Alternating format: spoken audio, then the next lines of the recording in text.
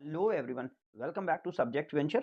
आज हम medicine bag पर चर्चा करने जा रहे हैं। मेडिसिन बैग आपके प्रिज्म की एक स्टोरी है, जो स्टोरी आपके 12th एग्जामिनेशन में बहुत इंपॉर्टेंट है। इस स्टोरी में हम डिस्कस करेंगे मेडिसिन बैग के बारे में और मेडिसिन बैग के कुछ क्वेश्चन आंसर्स के बारे में, जो कि आप यहाँ पे देख पा रहे हैं। बट अभी फर्स्ट, चूंकि ये हमारा पहला वीडियो है मेडिसिन बैग के बारे में, इसके पहले हम कुकी लेडी और अतिथि प्लस इंडिगो को कंप्लीट कर चुके हैं। आप उनके वीडियो देख सकते हैं। बहुत समय न लेते हुए चलिए वीडियो को स्टार्ट करते हैं। तो यहाँ पर हम देख रहे हैं कि मेडिसिन बैग में ये स्टोरी शॉर्ट में है, और चूंकि ये एक बड़ी स्टोरी है, हमें इसे पॉइंट्स में ही समझना होगा। तो स्टोरी इन ब्रीफ के लिए हम सबसे पहले समझ लेते हैं कि मार्टिन एक हमारा मेन कैरेक्टर है। Martin felt conflicted about his mixed ancestry. Actually Martin के जो ग्रैंडफादर हैं या ग्रैंड मदर की तरफ से जो उनके मैटरनल ग्रैंडफादर है, वो एक सियोक्स फैमिली से बिलोंग करते हैं। और वो एक सियोक्स फैमिली से रहने के कारण इस बात को अभी मॉडर्निटी में अडॉप्ट नहीं कर पाए हैं।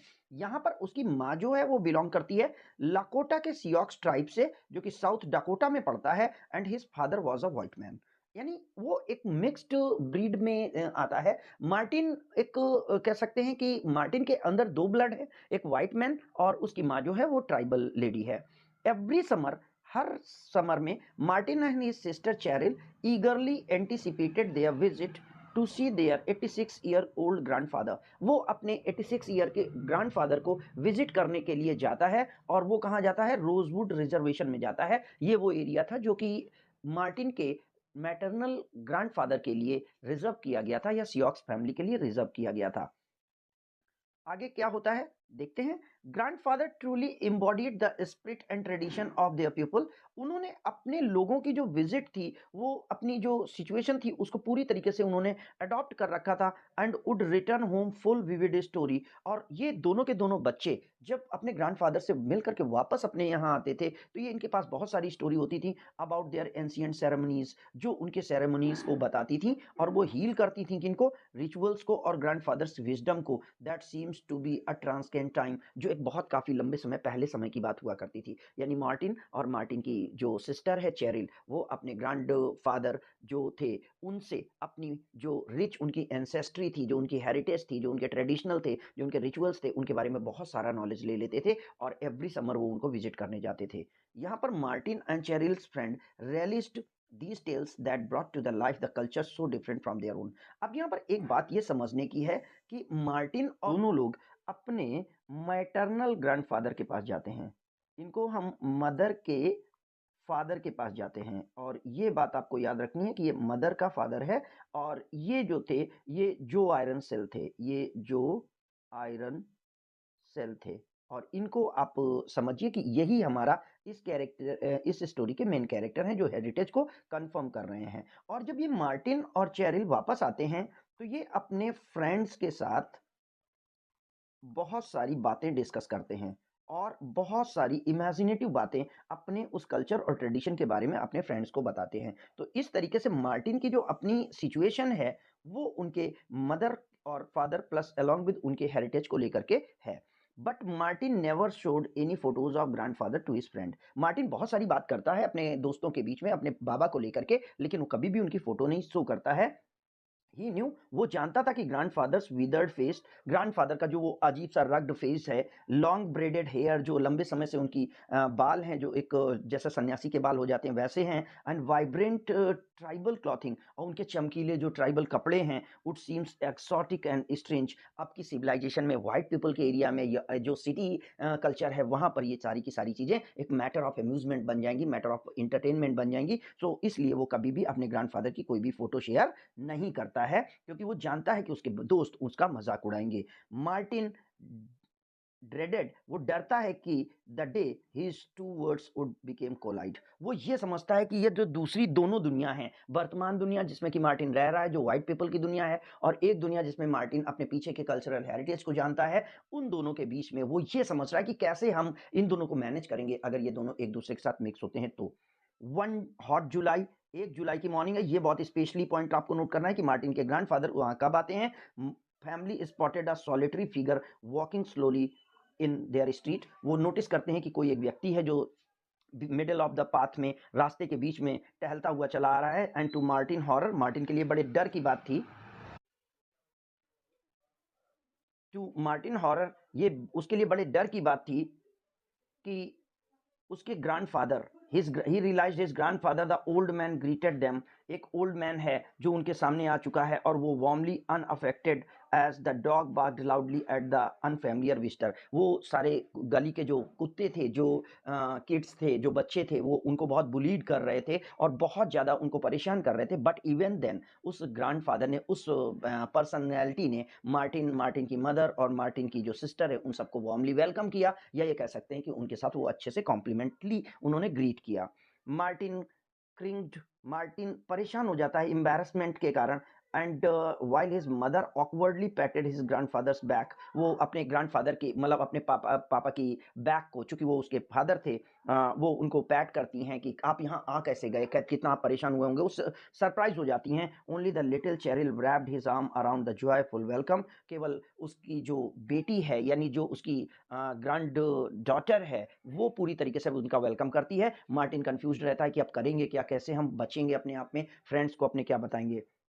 That first evening he helped grandfather to prepare bed. वो उस दिन वो उनका बेड प्रिपेयर करता है। Martin was shocked to discover the roll of the bill suited stuffed inside the old man's worn out boot. वो देखता है कि जब उनके वो कपड़े निकाल रहा होता है तो वो जो ओल्ड मैन था उसके जूतों में उसने अपने आप से कुछ पैसे सेव कर रखे थे और उनको उन्होंने जूतों के अंदर छुपा रखा था। ये बहुत ही सरप्राइजिंग बात थी कि वो ओल्ड मैन थे और इतने ज़्यादा पैसों को उन्होंने अपनी फैमिली के लिए सेव कर रखा था। Grandfather had cast, grandfather cast कर चुके थे हिज मीगर लाइफ। उन्होंने पूरी अपनी ज़िंदगी को बड़ी इकोनॉमिकल वे में बिताया था जिससे कि उनकी सेविंग हो सके और वो लॉन्ग जर्नी मैनेज कर सकें to see one of the his last time, जिससे कि वो अपने जीवन के अंतिम समय में अपनी फैमिली से मिल सकें। एक्चुअली ये मार्टिन के माँ के फादर हैं, जहाँ पर कि मार्टिन के फादर जो ग्रैंड मदर हैं, फादर हैं, उनका बेटा यानी मार्टिन के जो मामा हैं वो ख़त्म हो चुके हैं। मार्टिन की मदर की शादी एक वाइट मैन के साथ होती है और वो यहाँ आ जाती है। अब इसके बाद मार्टिन के जो ग्रैंडफादर है, मैटरनल ग्रैंडफादर हैं, वो घर पर बिल्कुल अकेले रह जाते हैं।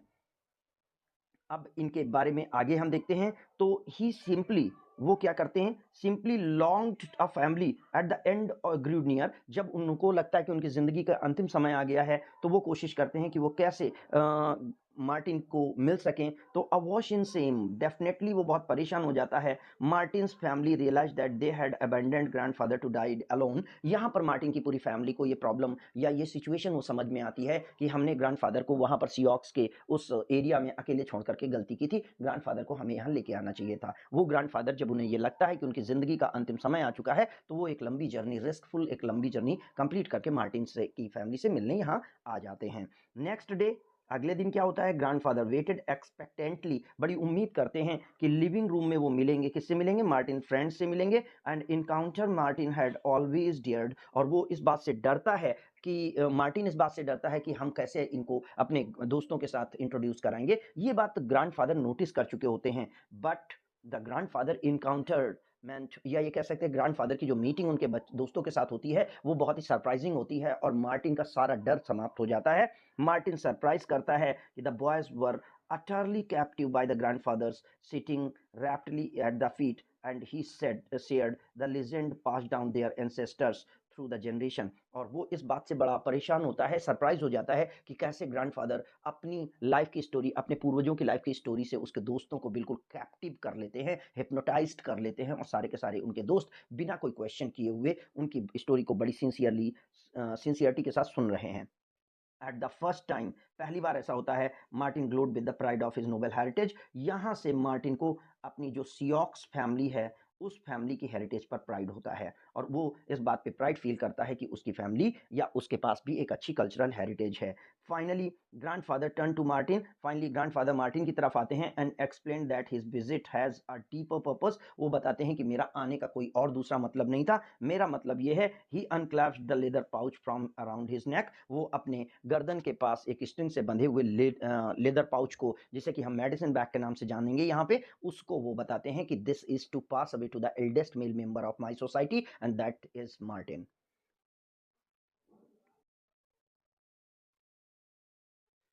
So at this stage we came to know about it was the family sacred medicine bag. हम यहाँ पर फैमिली के इस सैक्रेड मेडिसिन बैग को जानते हैं जो कि ग्रैंडफादर देना चाहते थे bestow upon Martin to carry on their ancient way, जिससे कि मार्टिन उनके कल्चरल हेरिटेज को आगे बढ़ाए। Martin trembled as he received the weighty honour. ये एक बहुत ही बड़ी रिस्पॉन्सिबिलिटी थी। इसके तहत हर व्यक्ति को उसी ट्रेडिशनल फॉर्म में रहना होता था और मेडिसिन बैग को परमानेंटली अपने बॉडी के पास रखना होता था।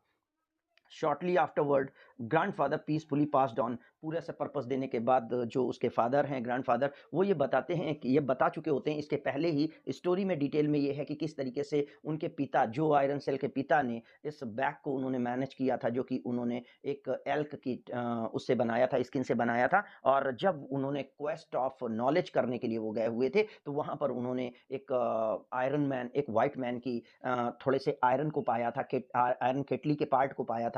और लेटर ऑन जब उन्हें रिजर्वेशन के बाद स्कूल में भेजा गया तो वो एक ब्लैक स्मिथ के वर्कर बने और फाइनली उन्होंने व्हाइट मैन के आयरन के साथ वर्किंग करनी शुरू की और इस तरीके से उनकी फैमिली जो आयरन सेल के नाम से जानी जाने लगी। नेक्स्ट हम देखते हैं इन द मॉर्निंग। अब ग्रैंडफादर यहाँ पे डेड हो जाते हैं, ग्रैंडफादर पास ऑन कर जाते हैं।